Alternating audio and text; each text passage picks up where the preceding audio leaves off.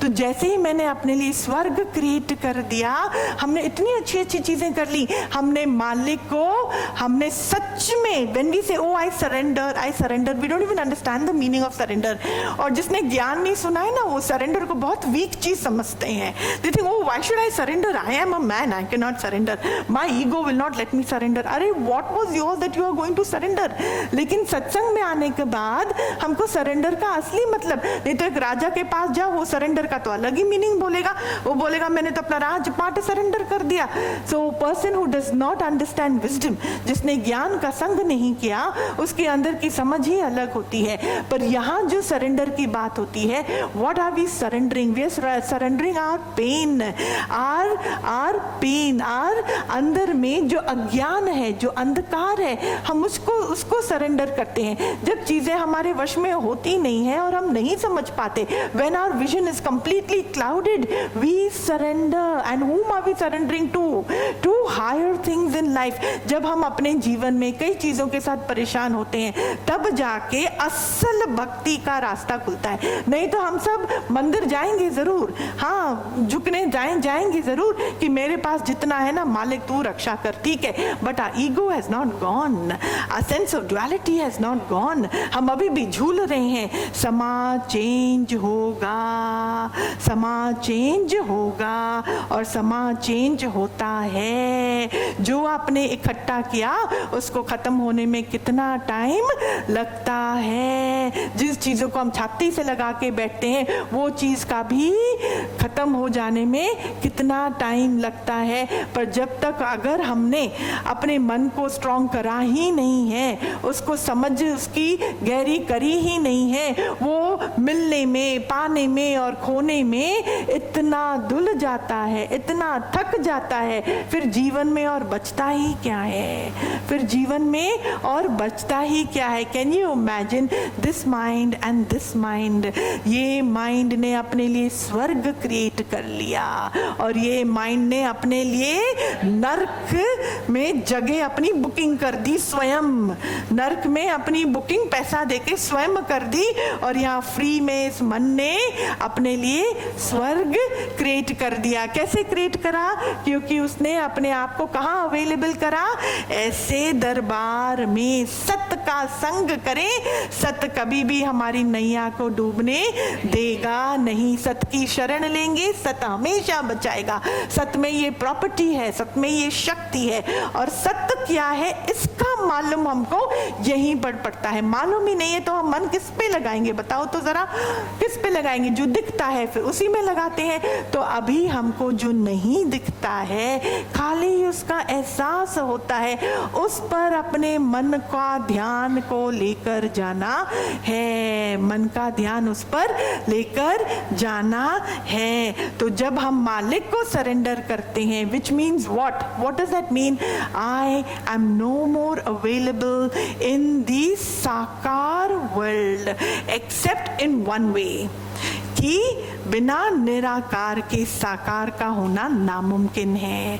तो जब जब साकार सामने आता है, मुझे उस निराकार का ही दर्शन होता है। खाली इस कार्य के लिए साकार को और साकार्य दुनिया को नमस्कार है, but for anything else I am not available. So when I surrender, I am giving what? I am telling what? That I am not available for anything which is unreal, for anything which is changeable, for anything which is temporary. I am sorry, I sign out. I am sorry, I sign out. मैं अपने मन को उस ओर लेके जा सकता हूँ या नहीं? हाँ या नहीं? इसको हम बोलते हैं surrender. That I am now available for higher, deeper, productive and better things. I cannot anymore experience something which is not meant to be.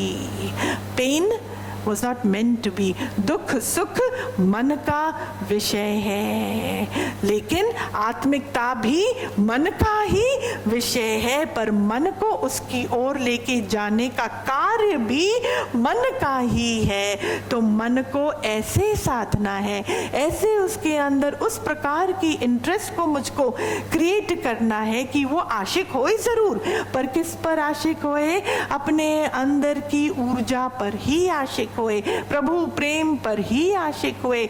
Logical, scientific, intelligent way of internal upliftment पर ही वो आशिक हुए। ऐसे मन को मुझे बनाना है। तो अब समझ में आता है हमको कि नहीं, बाहर की दुनिया क्या है? रिफ्लेक्शन है। इन शॉर्ट क्या है? रिफ्लेक्शन है। आप नहीं तो रिफ्लेक्शन होगा नहीं। Okay, so before we reach, that is a final stage. Before this there is another stage. आप जैसे रिफ्लेक्शन वैसे, आप जैसे रिफ्लेक्शन वैसे। रिफ्लेक्शन में है तो उसका मतलब शाबाश, सोनिया भी एक्शन करके दिखा रही, हम भी ऐसे ऐसे है ना। तो अगर बाहर का ऐसे ऐसे है तो बाहर के ऐसे ऐसे को स्टिट करने हम अपना पूरा जन्म लगा देते हैं। होगा? फिर से बोलो, होगा? कोशिश करें, हरिओम बोल के कोशिश करते हैं, चलो मेडिटेशन करके कोशिश करते हैं, मंदिर के 100 चक्कर लगा के कोशिश करते हैं, 100 नारियल देकर करते हैं, हो जाएगा। देखो भगवान की कितनी शक्ति है, हो जाएगा। नहीं होगा। Are we loud and clear? किसको सीधा करने चलते हैं? अभी अपने साथ रिलेट करो। बहू तंग कर रही है, बहू तंग कर रही है, बहू को समझाना जरूर है। दीदी थोड़ा 10 मिनट बहू को दो। दीदी को, बहू को देना है टाइम कि आपको देना है? सही मांग करो, पूरी होगी।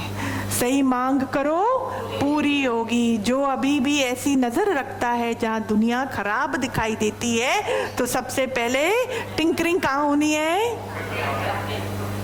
क्लियर है? तो मैं जैसी, मेरी रिफ्लेक्शन वैसी। अभी अपनी मैं को ठीक करने चलें?